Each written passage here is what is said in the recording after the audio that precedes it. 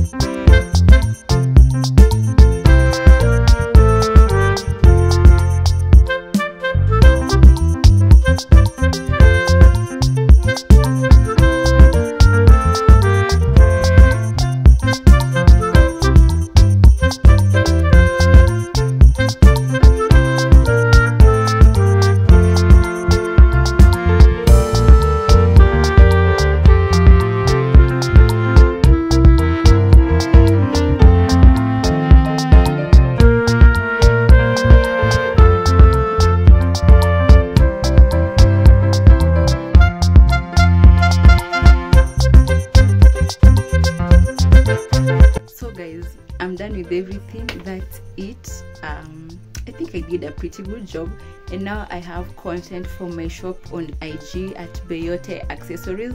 Kindly go and follow me, and if you are interested in getting something, just slide into the DM and I'll be sure to deliver your package. Anyways, I hope you enjoyed everything. Kindly subscribe to my channel if you haven't subscribed yet. Leave a sweet comment in the comment section, and I'll see you in my next video, guys. Bye.